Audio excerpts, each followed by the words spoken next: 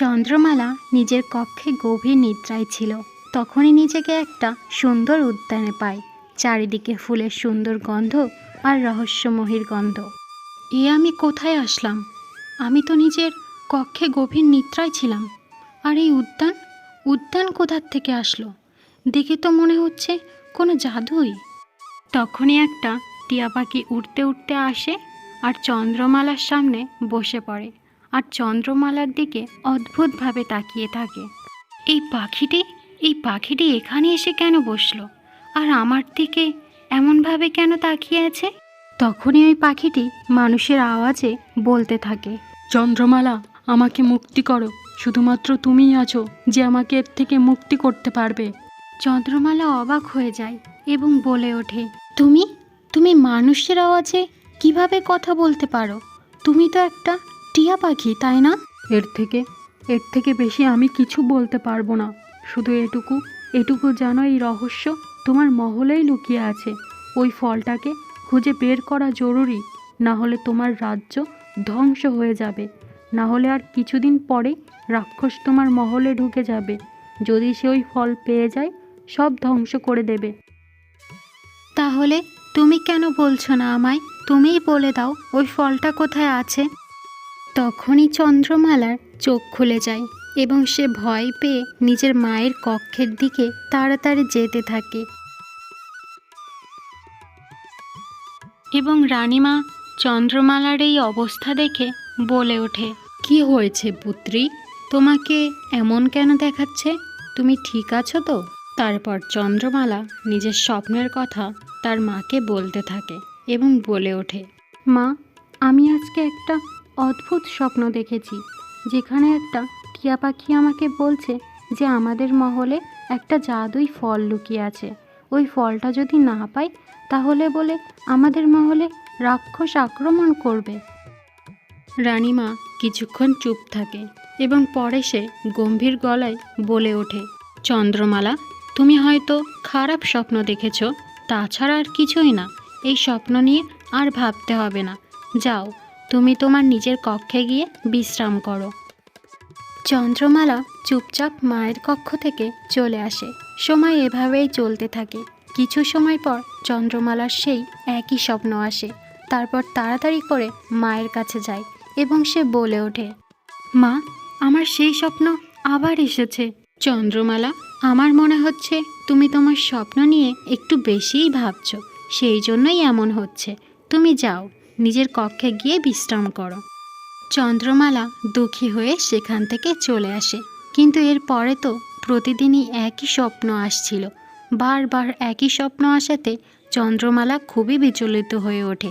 এভাবেই একদিন রাজমহলের উদ্যানে মন্ত্রীর সাথে নিজের স্বপ্ন নিয়ে কথা বলে ওঠে। মন্ত্রীমশাই, আমি আমার মাকে অনেকবার বলেছি এই স্বপ্নের কথা, কিন্তু মা তো আমার কথা বিশ্বাস করতেই চাইছে না। আমার মনে হচ্ছে এই স্বপ্নের মাধ্যমে কেউ কিছু বলার চেষ্টা করছে আমায়। রাজকুমারী, আমার মনে হচ্ছে আপনার মানসিক দিক থেকে ভেঙে পড়েছেন। কিছু হয়তো ভালো লাগছে না। আপনি তো অনেকদিন রাজমহলের থেকে কোথাও যাননি। আমার মনে হয় আপনার খুব সুন্দর জায়গায় যাওয়া উচিত। তাহলেই আপনার খুব ভালো লাগবে এবং শান্তিও ফিরে আসবে। এই বলে মন্ত্রীমশাই সেখান থেকে চলে যায়। পরের দিন চন্দ্রমালা মন ভালো করার জন্য নদীর পাড়ে যাওয়ার জন্য বেরিয়ে যায় এবং কিছুক্ষণ পর সুন্দর নদীর পাড়ে বসে এই মনোরম দৃশ্য দেখতে থাকে। তখনই কোথা থেকে যেন এক সুন্দর রমণীর কণ্ঠ ভেসে আসে, তাড়াতাড়ি ওখান থেকে উঠে আসো, তোমার পায়ের কাছে একটা সাপ রয়েছে। চন্দ্রমালা চমকে গেল। সে নিচে দেখল যেখানে একটা সাপ ফনা তুলে আছে। এটা দেখে চন্দ্রমালা খুব তাড়াতাড়ি সেখান থেকে সরে আসে এবং সেই আওয়াজ কোথা থেকে আসছে দেখতেই একটা খুব সুন্দর মেয়ে জঙ্গল থেকে বেরিয়ে আসে। তুমি যদি না আসতে, আমি তাহলে হয়তো সাপের ছোবলে মারা যেতাম, কিন্তু আমি টেরই পেলাম না যে সাপ কখন আসলো। আর তুমিই বা কে? আমার নাম মায়ান্দ্রী। আমি এই জঙ্গলেই থাকি। হয়তো তুমি জানো না, সাপ খুবই আস্তে যায়, কেউ টেরই পায় না, তাই হয়তো তুমি বুঝতে পারোনি। ভালো হয়েছে আমি দেখেছিলাম, না হলে তোমাকে কামড়ে নিত।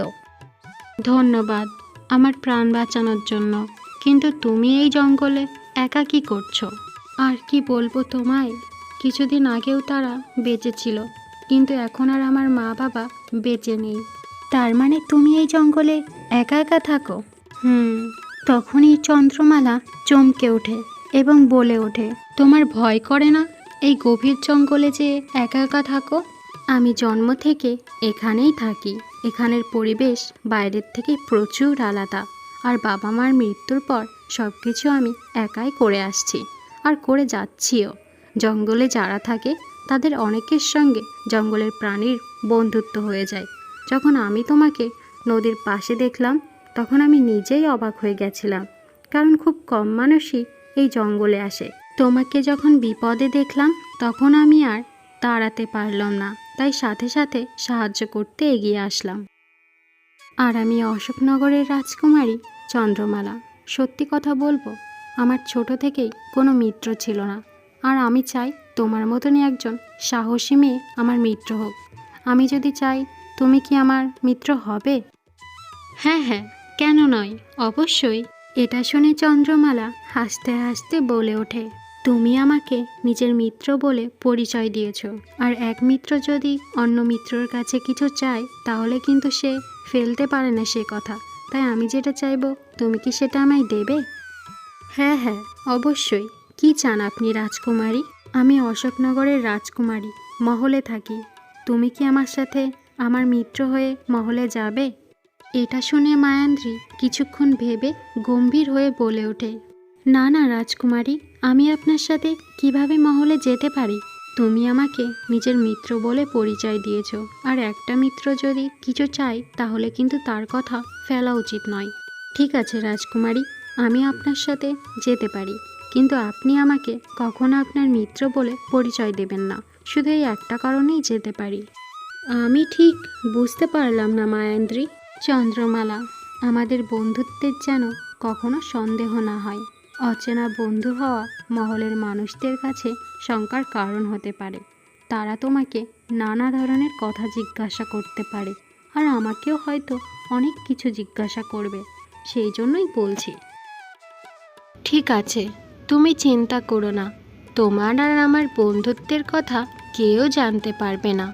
তাহলে এটাই ঠিক হলো, মহলের যদি কেউ আসে তুমি তার সামনে আমায় দাসী ভেবে কথা বলবে, আর তাদের তুমি এটাই বলবে আমি তোমার দাসী। তারপর রুদ্রমালা মায়েন্দ্রকে মহলে নিয়ে যাচ্ছিল, কিন্তু তখনই মহলের প্রবেশদ্বারে একটা সৈন্য মৃত অবস্থায় পড়ে আছে সেটা দেখল। এটা দেখে তারা খুবই ঘাবড়ে যায় এবং সামনে মন্ত্রী আর সৈনিক দাঁড়িয়েছিল। তখনই মন্ত্রীর নজর চন্দ্রমালার ওপর গেল, তখন চমকে গেল এবং তখনই মন্ত্রী বলে উঠল, ভালো হয়েছে আপনি চলে এসেছেন। আমি এক্ষুনি কিছু সৈন্য আপনার পেছনে পাঠাচ্ছিলাম আপনাকে আনতে। এবং ইনি কে? এনাকে তো কখনো আগে দেখিনি। আসলে এ অনাথ, তাই আমি একে নিজের দাসী বানিয়ে নিয়ে এসেছি। আর আপনি এত চিন্তায় কেন লাগছেন? আর এই সৈনিক বা কিভাবে মারা গেল? সৈনিক বাইরে পাহারা দিচ্ছিল, আচমকা চিল্লানোর আওয়াজ আসে। তখনই আমরা বাইরে এসে দেখি এখানেই মৃত পড়ে আছে। তখনই সেখানে দাঁড়িয়ে আর একটা সৈনিক বলে ওঠে, আমি দেখেছি সে একটা রাক্ষস ছিল। সে ঝড়ের গতিতে আসলো আর এই সৈনিকটাকে মেরে ঝড়ের গতিতেই আবার চলে গেল। মন্ত্রীমশাই, আমি স্বপ্নে যে রাক্ষসের কথা শুনেছি সেটা কি সেই রাক্ষসী? রাজকুমারী, আপনি স্বপ্নের কথা বাদ দিন। আপনি যদি স্বপ্নের কথাই ভাবেন তাহলে বাস্তবের থেকে আপনি দূরে সরে যাবেন। তারপর চন্দ্রমালা রেগে সেখান থেকে তার মায়ের কক্ষের দিকে চলে যায়।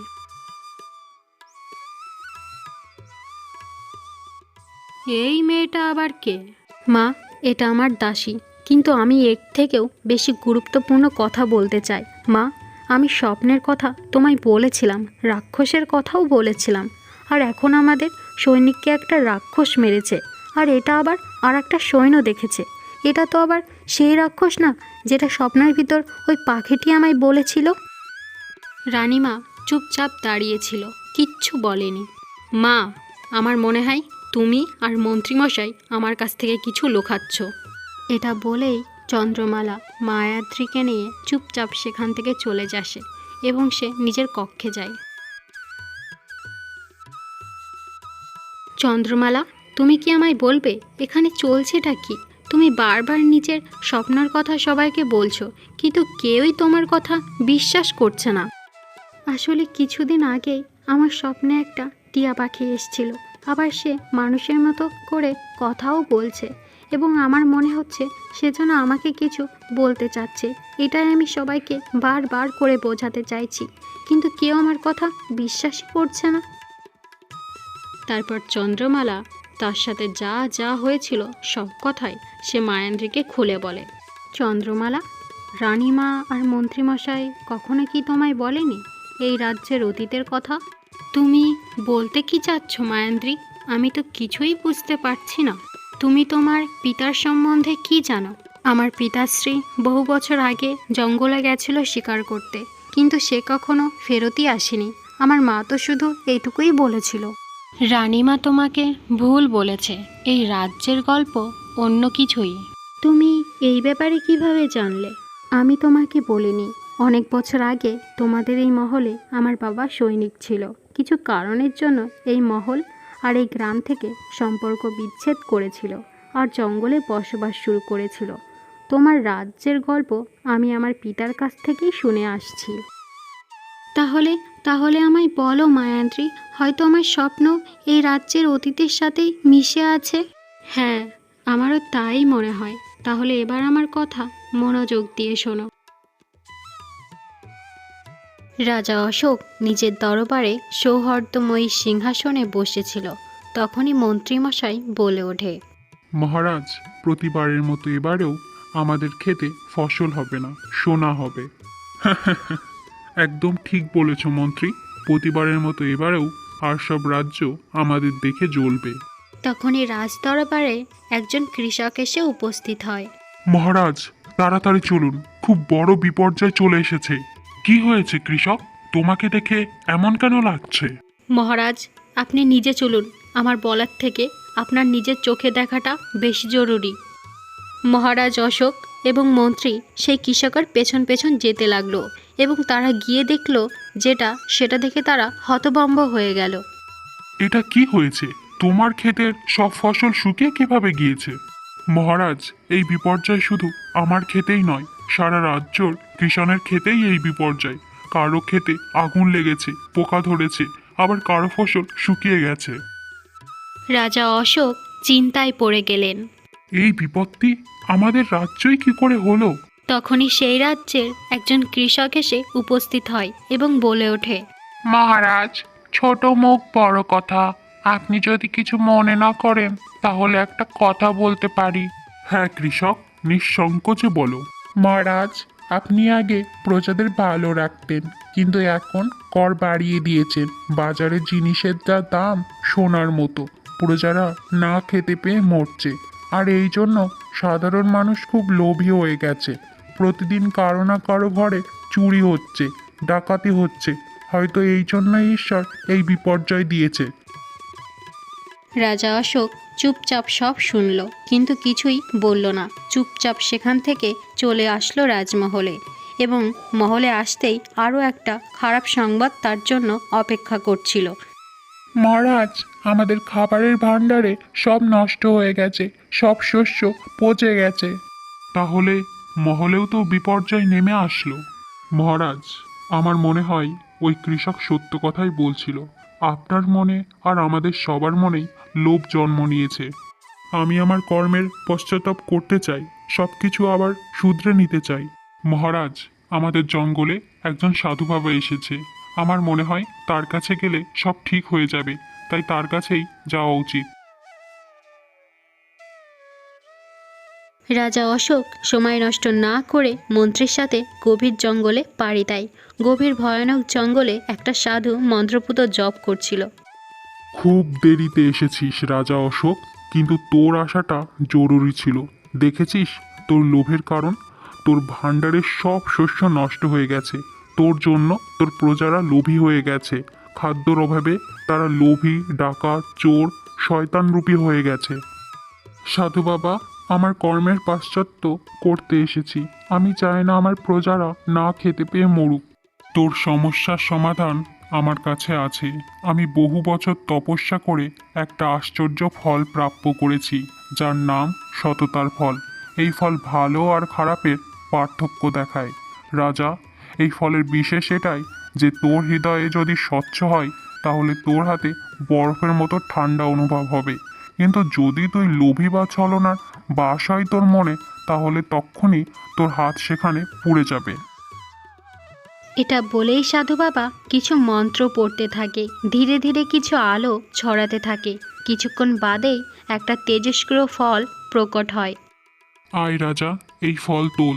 যদি তোর হৃদয় জলের মতো স্বচ্ছ হয় তাহলে তোর হাতে বরফের মতো ঠান্ডা অনুভব হবে। কিন্তু তুই যদি লোভী বা ছলনায় বাস করে তোর মন, তাহলে এই ফল তোকে পুড়িয়ে দেবে। তারপর রাজা অশোক কিছুটা সংকোচ নিয়েই সাধুর থেকে ওই ফলটা নেয়। যখন রাজার হাতে ফল আসে তখন সেটা বরফের মতো ঠান্ডা অনুভব হয়। রাজা, এই ফল তোমাকে বেঁচেছে। এই ফল কোনো সুরক্ষিত জায়গায় রেখে দিও। কাল সকালে যখন তোমার সব বিপদ অদৃশ্য হয়ে যাবে, তখন তুমি নিজে এই ফল নিয়ে আমার কাছে আসবে। তাহলে আমি আরও অসহায় মানুষের সাহায্য করতে পারবো। আপনাকে অনেক অনেক ধন্যবাদ সাধু বাবা। রাজা অশোকচন্দ্র সেই ফল নিয়ে মহলে চলে আসলো এবং সেই ফল একটি সুরক্ষিত জায়গায় রেখে দিল। এবং পরের দিন সকালে মহারাজ সকালের আবহাওয়া অনুভব করছিল। তখনই মন্ত্রী আসে। মন্ত্রীমশাইয়ের চোখে মুখে খুশির ঝলক দেখা দিচ্ছিল। সে প্রসন্ন মনে রাজাকে বলে ওঠে, মহারাজ, চমৎকার হয়ে গেছে। যেই ফসল নষ্ট হয়ে গেছিল সেই ফসল রাতারাতি আবার ফলিয়েছে। আগেকার মতনই আবার সারা জমিতে শস্যতে ভরে উঠেছে।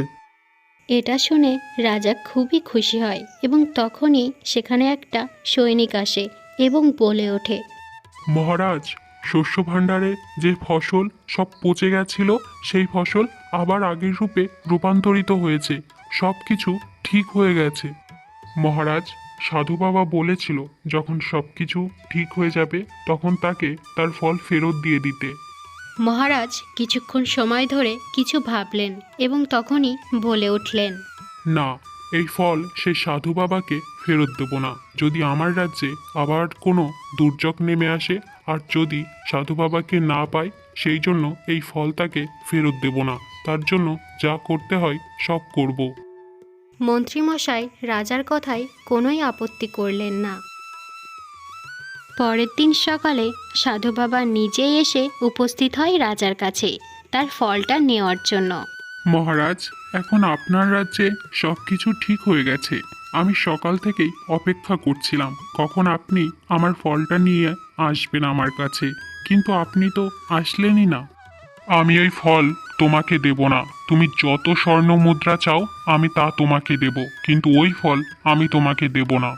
স্বর্ণ মুদ্রা দিয়ে আমি কি করব? আপনার রাজ্যে যখন দুর্যোগ নেমে আসে তখন তো আপনি দৌড়ে দৌড়ে আমার কাছেই গেছিলেন। এখন আমার জিনিস আমাকে ফেরত দেবেন না? মহারাজ ক্রোধে ভরে ওঠে এবং বলে ওঠে, তুমি যদি আর একটা কথা বলো তাহলে তোমার ধর থেকে তোমার মাথাটাই আলাদা করে দেব সাধু। আপনি বুঝতে পারছেন না মহারাজ, আপনি যদি এই ফল লোভের বশে রাখেন তাহলে ওই ফল শ্রাপিত হয়ে যাবে। তখন আপনার মহলের সাথে সাথে পুরো রাজ্য এমনভাবে বিপর্যয়ে আসবে যা আপনি কল্পনাও করতে পারবেন না। এটা বলছো কারণ তুমি আমাকে ভয় দেখাতে চাচ্ছ, কিন্তু আমি ভয় পাবো না সাধু। মহারাজ, আমি এই শেষবারের মতো আপনাকে জিজ্ঞাসা করছি, আপনি ওই ফল কি আমাকে দেবেন? না, আমি ওই ফল কোনো মতেই দেব না। যখনই মহারাজ এই শব্দটি উচ্চারণ করলো তখনই সাধুর চারিপাশে আলো ছড়াতে লাগলো এবং সাধু তখনই একটা টিয়া পাখিতে রূপান্তরিত হলো। মহারাজ, আপনি শুধু ওই ফলকে শ্রাপিত করলেন না, আমাকেও করে দিলেন। আমি এবার তখনই মুক্ত হব যতদিন কেউ স্বচ্ছ হৃদয়ের মানুষ এসে নিজে থেকে ওই ফল আমাকে ফেরত না দেয়। আর আপনিও আর আগের রূপে থাকবেন না। আপনিও একটা রাক্ষসে পরিণত হবে। আর আপনিও ততদিন মানুষ হবেন না যতদিন আপনার মনে সততা এবং নরম হৃদয় বাস করবে। আর মনে রাখবেন, ওই ফলকে পাওয়ার জন্য এই রাজ্য রক্তে ভেসে যাবে, আর তাতে আপনার আপনজনেরও রক্ত হতে পারে, এটা মাথায় রাখবেন। টিয়া পাখি এটা বলতে বলতেই রং বেরঙের আলোর সাথে অদৃশ্য হয়ে যায়। তখনই মহারাজ অশোক রাক্ষসে পরিণত হয়, যা দেখতে ভয়ানক ও কুৎসিত। কিন্তু পরক্ষণেই রাজা অশোক অদৃশ্য হয়ে যায় আর একটা দুর্গম অন্ধকার গুহার ভিতরে নিজেকে পায়। এত বড় কথা আমার মা আমার থেকে লুকালো। এক্ষুনি চলো আমার মায়ের কাছে।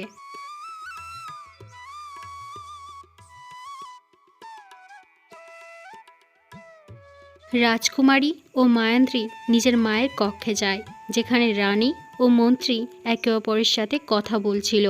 আমি সব জেনে গেছি মা। 15 বছর আগে এই রাজ্যের ভয়ানক পরিণতি, সাধুর কাছ থেকে ফল আনা, পিতার মন লোভী হয়ে ওঠা, সাধু বাবার পাখিতে রূপান্তরিত হওয়া, পিতার রাক্ষসে রূপান্তরিত হওয়া। তুমি এই ব্যাপারে কিভাবে জানলে পুত্রী? এটা সত্য নাকি? আপনি শুধু সেটুকু বলেন আমায়। আর যদি সত্য হয় তাহলে আপনি আমার কাছ থেকে লুকালেন কেন? তুমি এটা কিভাবে জানলে? আমি চাইনি যে তুমি নিজের পিতাশ্রীকে খারাপ ভাবো। যখন তুমি প্রথমবার পাখির কথা বললে আমি ভেবেছিলাম ওটা সাধুই হবে। যদি আমি তোমাকে বলতাম তোমার স্বপ্ন সত্যি, তাহলে তুমি তক্ষুনি সত্যর খোঁজে বেরিয়ে পড়তে আর তোমার পিতার কার্যকলাপ দেখতে পেতে, যেটা আমি আর মন্ত্রী কখনোই চাইনি। যদি আপনি এটা বলে দিতেন তাহলে ওই সৈনিকের প্রাণ যেত না। আপনি কি ভেবেছেন ওই রাক্ষস শান্ত থাকবে? আজ ওই রাক্ষস সৈনিককে মেরেছে, কাল ওই রাক্ষস আপনার পুত্রীকে মারবে না। এটার কি কোনো নিশ্চয়তা আছে বলুন? তাহলে আগে আমাদের কি করা উচিত? ওই ফল রাজা অশোকচন্দ্র কোথায় রেখেছিল তা তো তুমি জানো নিশ্চয়ই, তাই না? ওই ফল রাজা অশোকচন্দ্র একটি গোপন ঘরে রেখে দিয়েছে সুরক্ষিতভাবে। আমি শুধু ভাবছি, ওই ফল যদি লোকে পায় তাহলে কি হবে? আমার মনে হয় চন্দ্রমালার স্বপ্নে ওই ফলের আশা ফল চায় যে চন্দ্রমালার কাছে ও আসুক। এই জন্য এই ফল ওর কাছে আসতে চেয়েছে। ওর স্বপ্নের দেখা ওই ফল যদি চন্দ্রমালা পায় তাহলেই হয়তো সব বিপর্যয় কেটে যাবে। চন্দ্রমালার প্রশংসা সবাই করে, কারণ ও সৎ ও ভালো, ও গরিবদের রক্ষা করে। তাহলে চলুন ওকে ওই ফলের কাছে নিয়ে যাওয়া যাক। তারপর সবাই মিলে সেই গোপন ঘরে যায় যেখানে ওই ফলটি চমকাচ্ছিল। তারপর চন্দ্রমালা সেই ফলটি নিজের হাতে তুলে নেয় এবং যখনই চন্দ্রমালার হাতে ওই ফলটি আসে, সেটি যেন একদম স্বচ্ছ বরফের মতো আবেগ হয়। সবার প্রথমে এই ফল তোমার বাবার কাছে নিয়ে যাওয়া উচিত। হয়তো উনি দেখলে নিজের পাপের প্রায়শ্চিত্ত হবেন, তাহলে ওনার মানব রূপে ফিরে আসতে আর কোনো অসুবিধা থাকবে না। চন্দ্রমালা, মায়ান্দ্রী, রানী, মন্ত্রী রাক্ষসের গুহায় যায়, যেখানে রানী ও মন্ত্রীকে দাঁড়াতে বলে চন্দ্রমালা ও মায়ান্দ্রী ভিতরে যায়। সেখানে রাক্ষস দাঁড়িয়েছিল, দেখতে ভয়ানক এবং চোখ লাল। রাক্ষস ওদের দেখতেই সেই আক্রমণ করতে যাবে, তখনই চন্দ্রমালা ফল রাক্ষসের সামনে রেখে দেয়।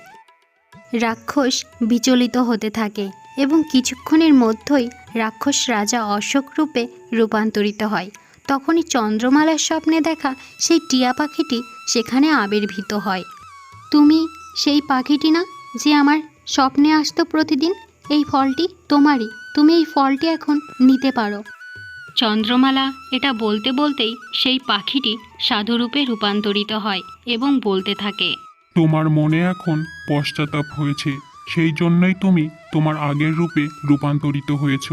অনেক বছর ধরে আমি এমন একটা মানুষের খোঁজ করছিলাম যার মন জলের মতো স্বচ্ছ, যেটা তোমার মন। তাই তোমাকে দেখা মাত্রই তোমার স্বপ্নে আসতে লাগি, কারণ তোমার চোখ দেখেই বোঝা যাচ্ছিল তুমি এই ফলের উপযোগী। আমার কর্মের জন্য আমাকে ক্ষমা করে দিন গুরুদেব। তোমার ক্ষমা আমি স্বীকার করলাম। তারপর সাধু বাবা নিজে নিজেই অদৃশ্য হয়ে যায়। তারপর চন্দ্রমালা মায়ান্দ্রীকে কিভাবে দেখতে থাকলো এবং দেখতে দেখতে বলে উঠল, তুমি আমার পিতা আর আমার রাজ্যর অতীত সম্বন্ধে বলেছ, এটা না হয় বুঝলাম, কিন্তু তুমি এটা কিভাবে জানলে যে আমার পিতা এই গুহায় আছে? আর এই গুহা কোথায় সেটাই বা তুমি কি করে জানলে? তখনই মায়ান্দ্রী একটা সুন্দর দেবী রূপে রূপান্তরিত হয়। আমি বনের দেবী। যখন আমি তোমাকে দেখলাম আমার মনে হলো তোমাকে সাহায্য করা উচিত।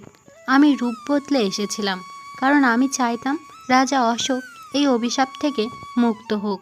তিনি যদি মুক্ত না হতেন তাহলে পুরো রাজ্য ধ্বংস হয়ে যেত, আর ধীরে ধীরে এই পুরো রাজ্যটাই খণ্ডরে পরিণত হতো। ওই ফল প্রথম থেকেই শ্রাপিত, আর ওই অভিশাপে এই রাজ্যের অস্তিত্ব পুরোপুরি বিলুপ হয়ে যেত। এটা বলেই মায়াদ্রি অদৃশ্য হয়ে যায়, আর রাজা অশোক ও চন্দ্রমালাও মহলে ফিরে আসে। রাজা অশোক এখন নিজেকে পুরোপুরি বদলে নিয়েছে। তিনি তার পুরো জীবন গরিবদের সাহায্যের জন্য বিনিয়োগ করেছেন, আর একটা মহৎ রাজা ও ভালো রাজা রূপে প্রকাশ পায়। এভাবে এখানে সমাপ্তি হয়। আপনাদের যদি গল্পটা ভালো লেগে থাকে অবশ্যই লাইক এবং সাবস্ক্রাইব করতে ভুলবেন না। ধন্যবাদ।